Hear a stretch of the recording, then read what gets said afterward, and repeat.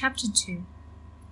Marra had grown up sullen, the sort of child who is always standing in exactly the wrong place, so the adults tell her to get out of the way. She was not slow exactly, but she seemed younger than her age, and very little interested her for long. She had 2 sisters, and she was the youngest. She loved her older sister Damia very much. Damia was 6 years older, which seemed like a lifetime. She was tall and poised and very pale, a child of Marra's father's first wife. The middle sister Kanya was only 2 years older than Marra. They shared a mother, but no goodwill. "I hate you," said 12-year-old Kanya through gritted teeth to 10-year-old Marra. "I hate you and I hope you die." Marra carried the knowledge that her sister hated her snugged up under her ribs. It did not touch her heart, but it seemed to fill her lungs, and sometimes when she tried to take a deep breath, it caught on her sister's words and left her breathless. She did not talk to anyone about it. There was no point. Her father was not unkind, but he was mostly absent, even if he was physically present. At best, he would have patted her awkwardly on the back and sent her to the kitchen for a treat as if she were very small. And her mother, the queen, would have said, "Don't be absurd, your sister loves you," in a distracted voice, opening the latch dispatched from her spy masters, making the political decisions to keep the kingdom from falling into ruin.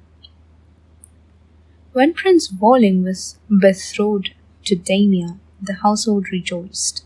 Marra's family ruled a small city with the misfortune to house the only deep harbor along the coast of 2 rival kingdoms. Both those kingdoms wanted the harbor, and either one could have rolled over the city and taken it with hardly a moment's effort. Marra's mother had kept them balancing between 2 knives for a long time, but now Prince Walling of the Northern Kingdom would marry Damia and thus cement an alliance between them. If the Southern Kingdom tried to take the harbor, the Northern Kingdom would defend it. Damia's first son would sit someday upon the northern throne, and her second, if she had one, would rule the harbor city. It was perhaps a trifle odd to expend a firstborn son on small a thing as harbor kingdom, but it was said that the royal family of the north had grown thin-blooded and had married too many close cousins over the centuries. They were protected by powerful magic, but magic could not fix blood, so the kingdoms looked to marry outside their borders by sealing the harbor kingdom and its shipping port to them by marriage. The northern kingdom enriched their blood and their coffers at single stroke. "At last," said Marra's father. "At last we will be safe." Her mother nodded. Now the southern kingdom would not dare to attack them, and the northern kingdom would no longer need to.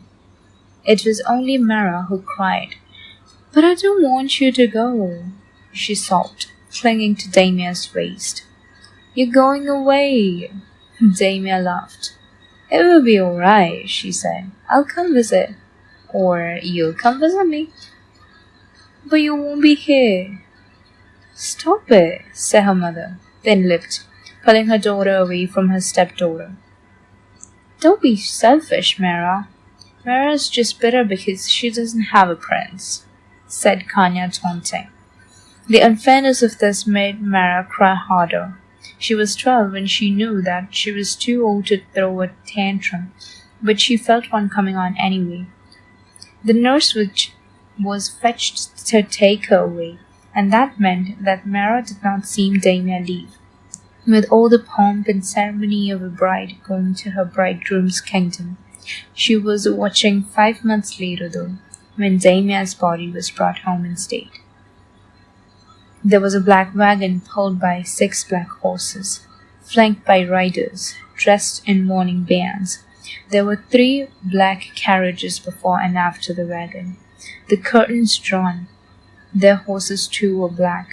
They had black bridles and black saddles and black boarding. It struck Marra watching as an extravagance of grief. Someone wanted the world to know how sad he could afford to be. "A fool," said the whispers. "The prince is heartbroken. They say she was carrying his child." Marra shook her head. It was not possible. The world could not be so poorly ordered that Damia could be allowed to die. She did not cry, because she did not believe that Damia was dead. It seemed very strange that everyone else did believe it.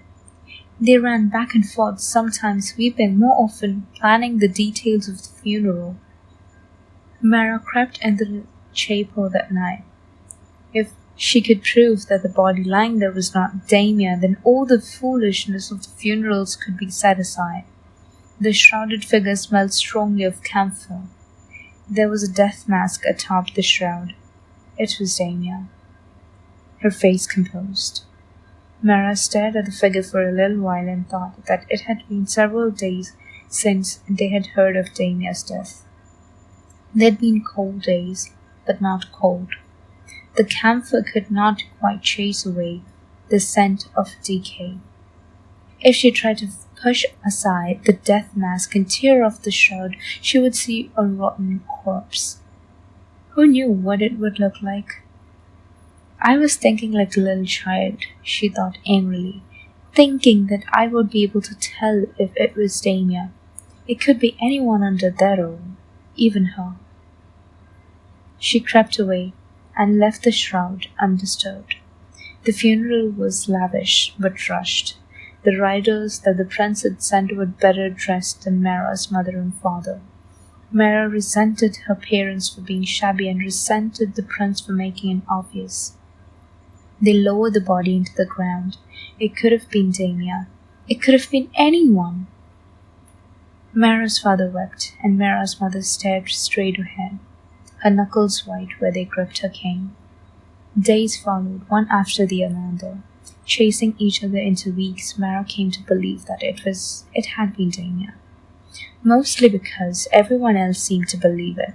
But by then it seemed too late to mourn. And anyway, how could such a thing be possible? She tried once to say something to Kanya. "Of course she's dead," said her sister shortly. "She's been dead for months." "Has she?" asked Marra. "I mean, she has, but dead? Really? Does it make any sense to you?" Kanya stared ahead. "Don't be ridiculous," she said. "It doesn't have to make sense. People just die, that's all."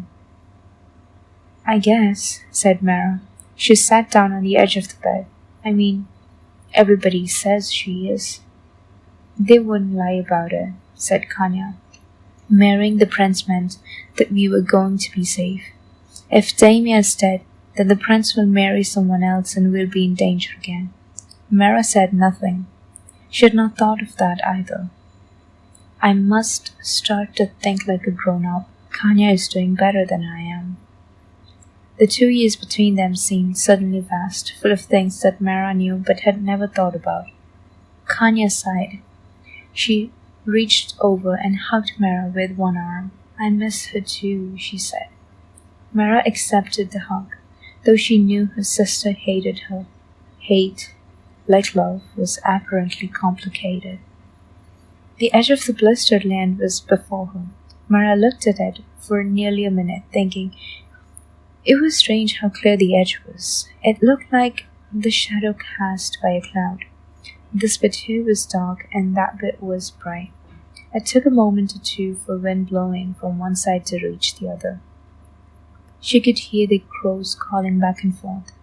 The ones the outside sounded like normal crows. Awk, awk, awk. The ones over her head sounded like gawk, gawk, gawk. She wondered if the outside crows hated the crows of the blistered land the way that the villagers hated the people inside. They had warned her against going inside.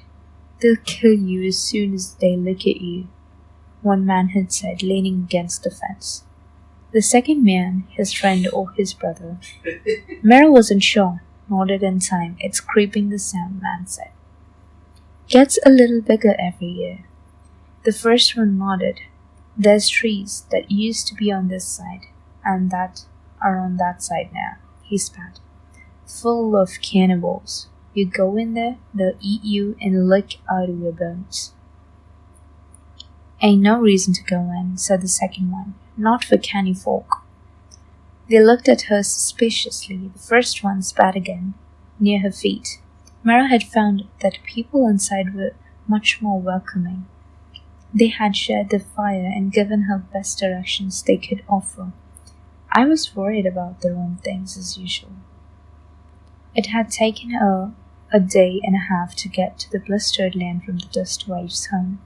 In the back of her head, Marra had a notion that it should have taken longer. She'd never heard of the blistered land before, and it shouldn't have been there. Right there, practically on the doorstep. Magic? Maybe. Magical was. That a land like this existed at all. That the gods had destroyed it. That if you picked a direction and walked, holding the thought in your mind, you would come to it, no matter which way you went. She did not like the thought. It meant that the blistered land might touch her own kingdom, that the gods that would punish starving people might someday reach out and touch her own. It was too close and too real and too hungry. Marra pulled the oilcloth cloak around her shoulders and stepped out of the blistered land. The curse tugged at her as she went, and itched like mosquito bites across her skin. She slapped at her arms instinctively, even knowing that there was nothing there. The ground felt strangely hard underfoot, as if she had just stepped off carpets and onto stone. She looked around, blinking in the bright light. She made 10 steps more or less, holding her hands against her chest before someone shouted, "Stop!" It was barely a season after Damia's funeral when word came down that the prince was willing to marry Kanya. "Not yet," said Marra's mother. "Not for a year or two. It wouldn't be seemly, but after that, to keep the alliance going." Kanya nodded. Her skin was darker than Damia's had been, and she was at least 6 inches shorter. But at that moment, Marra thought they looked very much alike, resolute and strong and a little bit afraid. "No," said Marra, but she said it quietly, and no one heard.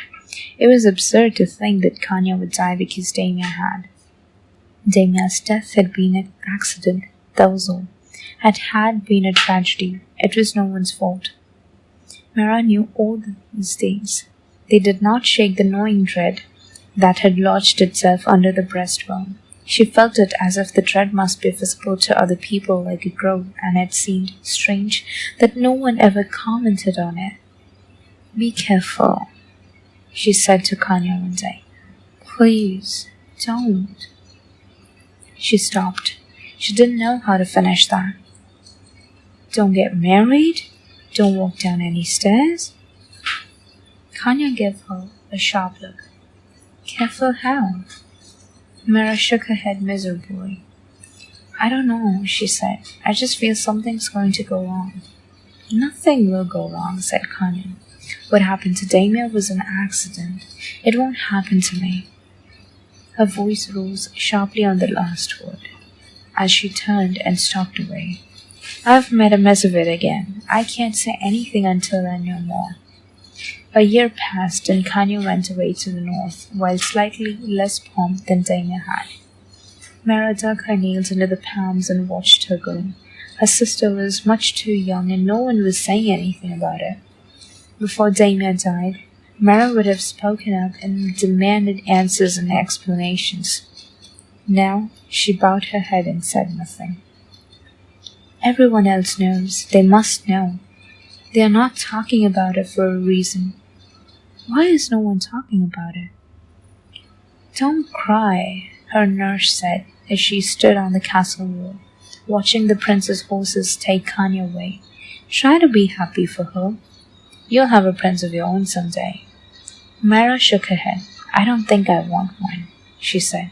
"Of course you do," said her nurse. She would hire to see the princesses who were dressed and fed and learned to walk and talk and smile politely. not to unravel the strands of their thoughts. Marra knew this, and knew that she was asking for too much. So she said nothing more and simply watched the horses take her sister farther and farther away. Marra went to the convent 8 months later. She was 15. It made no sense that she would go to a convent when she might conceivably marry a prince and bear sons. But Prince Walling did not want that. Kanya had not yet had a child. If Marra married and bore a son before Kanya did, then the child might be a challenge to the throne of the little harbour kingdom. Prince Walling got what he wanted. The northern kingdom's knife was still at the little kingdom's throat, and now he had Kanya as hostage.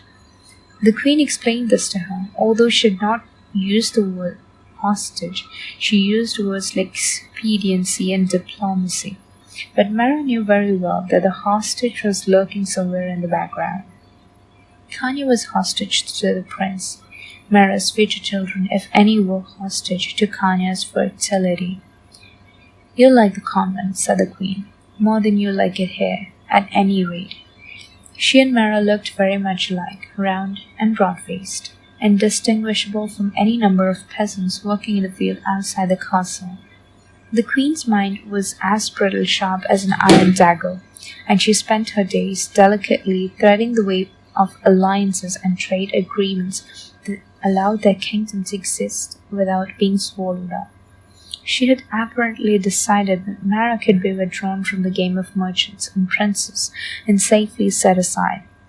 Marra both resented her mother for being so clear-eyed and was grateful to be free of the game, and she added this to the store of complicated things piled up beneath her heart. And she did like the convent. The house of Our Lady of Crackers was quite endowed, and the things that people expected of her were clear-cut and not shrouded behind diplomatic words. She was not exactly a novice, but she worked in the garden with them and knit bandages and shrouds. She liked knitting cloths and fibers. Her hands could work, and she could think anything she wanted, and no one asked to know what it was. If she had said something foolish, it reflected only on her, and not on the entire royal family. When she shut the door to her room, it stayed shut. In the royal palace, the doors were always opening. Servants coming and going, nurses coming and going, ladies in waiting coming and going, princesses were public property. She had not realized that a nun had more power than a princess, that she could close a door. No one but the abbess knew that she was a princess, but everyone knew that she somehow was of noble rank, so she did not expect her to shovel the stable where the goats and the donkey lived. When Marra realized this, a few months after she had arrived, something like anger fled up inside her. She had been proud of her work she was doing. It was something that belonged to her, to Marra, not to the princess of the realm, and she did it well. Her stitches were small and fine and exact, her weaving uniform and careful. That she was still living under the shadow of the princess woke the stubbornness in her. She went to the stables and picked up a pitchfork and set in expertly to work. She was very bad at it, but she did not stop, and the next day she went back to it, even though her back ached and blisters formed on her hands. It is no worse than you first fell off a horse. Keep shoveling. The goats watched her suspiciously, but that did not mean anything, because goats watched everyone suspiciously. She suspected that they didn't think much of her shoveling technique. "No one expects you to do this," said the mistress of novices. Standing in the doorway of the stable, her shadow fell down in the central aisle of the stable, like a standing stone. "They should," said Marra, gripping the pitchfork's handle while her blisters shrieked. She edged the tip of the tines under a cloud of manure and lifted it cautiously. The mistress sighed. "Sometimes we get novices who have never worked," she said, almost absently. "Some of them fear hard work. Then you get some who did not feel work should apply to them. And then again, some who wallow in it, who treat it like mortification of the flesh. Marra flipped the manure into the waiting wheelbarrow and straightened her back, asked if she really truly wanted to be doing this. Which do you think I am? The mistress shrugged. Eventually, everyone winds up in the same place. You do the work because it needs to be done, and it is satisfying to have it done for a little while. She took the pitchfork away and cleared a bit of straw with 2 or 3 expert strokes. Hold it like this. You're holding too close to the fork. You'll lose the leverage. Marra took the pitchfork back and tried cautiously. It was easier the way and seemed to weigh less. The goats, less amused now that she was doing it correctly, wandered off. I will add you to the rowdown, said the mistress of novices, flicking a bit of dirt from her robe. When you have finished this, be done for the day, and speak to the sister apothecary about those blisters. Thank you, said Marra, almost inaudibly, and bowed her head. She felt as if she had passed some test, even if it was only in her mind, and she did not know what, if anything, she had learned.